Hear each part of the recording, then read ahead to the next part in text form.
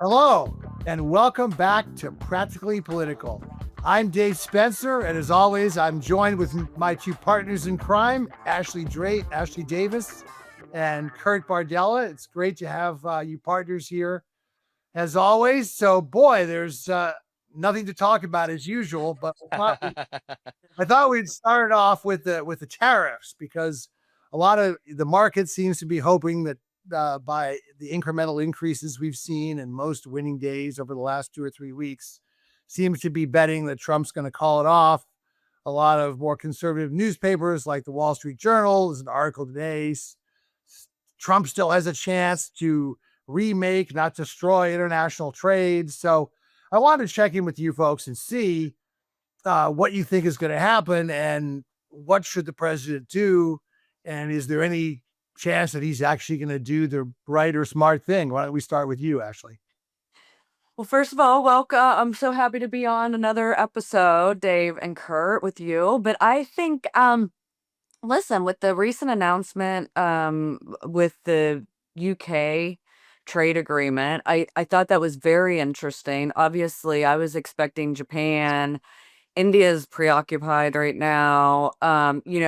Maybe Canada, Mexico, I don't know, but UK I really wasn't expecting, but if you think about it, it makes the most sense because well, it's a smaller country, it's an easier to do the deal, but also from what I understand and from what I've seen what's happening in the UK, the citizens are so unhappy with various home issues that are happening there, healthcare, et cetera, debt for the country, that I think it was a good agreement for both of them to do. They both leaders, the prime minister and our president, needed a win.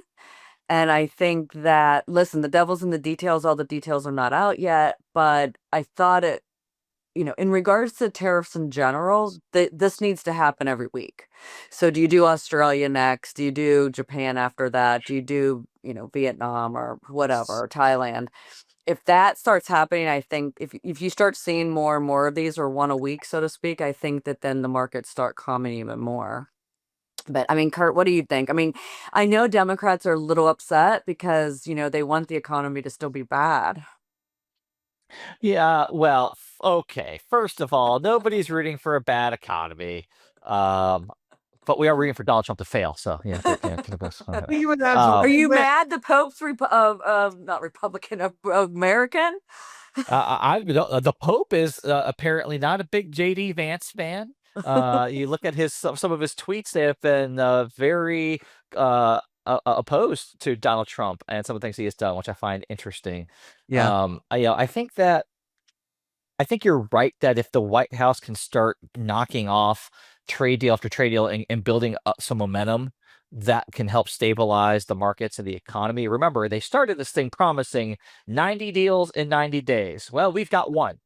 They are far short of once again the expectation that they set. They continually do this to themselves. They set unreasonable, impossible expectations, and then they fail to meet them. And that's why right now we're seeing in virtually every single poll conducted that the president's approval rating, whether it's with independents, whether it's with Latinos, whether it's with working class families, whether it's with the coalition of people that he won the election with, he has dropped between 8 and 12 points over the last 30 days with them. And it's singularly, in my opinion, because of the economy. And if he's not careful, the sentiment will be baked in that we are in a bad economy. Interest rates have not gone down. The cost of anything has not gone down. The American people do not believe we are in a good economy right now, which is somewhat of a continuation over how they felt about the Biden economy. But now it's the Trump economy. And let me tell you, the answer he gave the other day, when the good stuff of the economy is because of me and the bad stuff is because of Joe Biden, like, no one's going to buy that. No, and also